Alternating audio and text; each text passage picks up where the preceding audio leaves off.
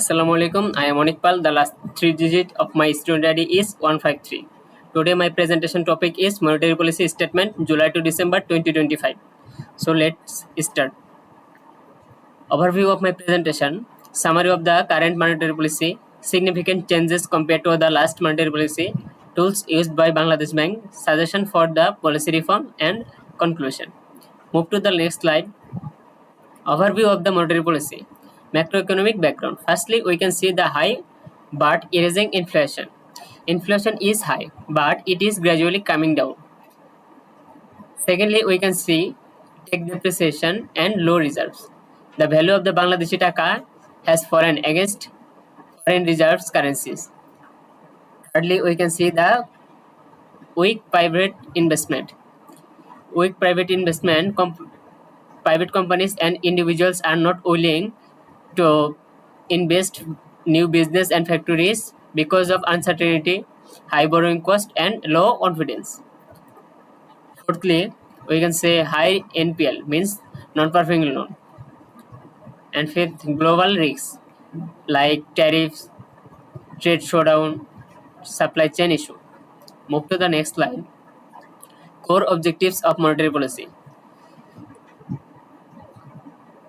First, control inflation, then support growth, GDP growth, ensure financial stability, maintain exchange rate.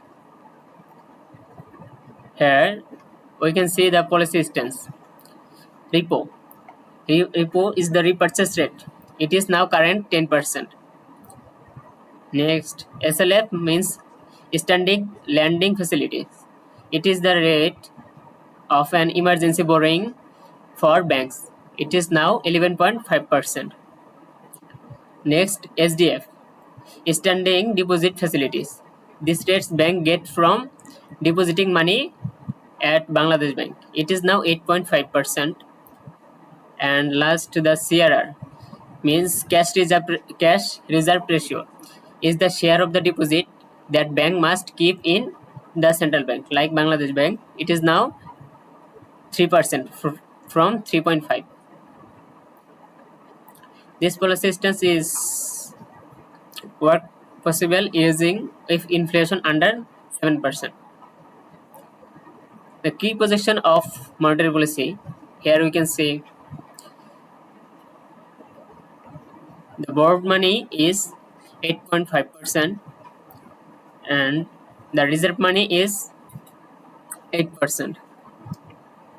Moving to the credit growth, private sector credit is projected at only 8%, which is historically very low.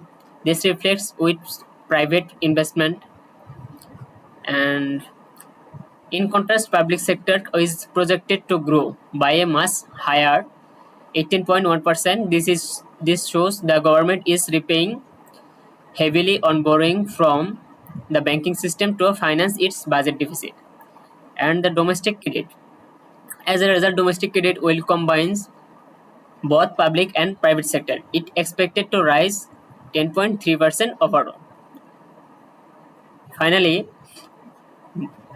net foreign assets are projected to increase by 21.8%, which is very positive sign. This reflects expectation of the stronger remittance inflows, higher exports earnings, and rebuilding of foreign reserves. Move to the next slide. Here we can see the significant changes compared to the last monetary policy.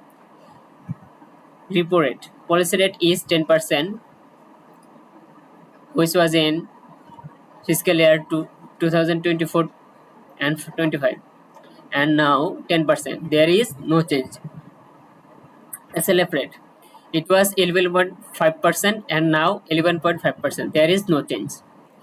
Standing deposit rate, facility rate. It was 8.5% and now current 8.5%. There is no change. Private sector credit growth. It was targeted 9.8%. Current monetary policy target 7.2%. It is reduced. Public sector credit growth. It was 16 to 17% around, and currently 20 to 20.40%. it is increased.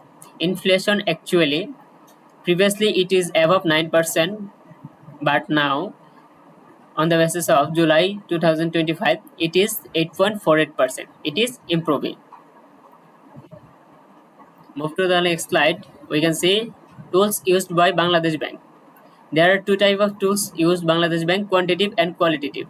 Quantitative tools are policy repo rate and reserve repo rate, cash reserve requirement (CRR), statutory liquidity ratio (SLR), open market operation, standing lending facilities (SLF), foreign exchange investors, standing deposit facility (SDF).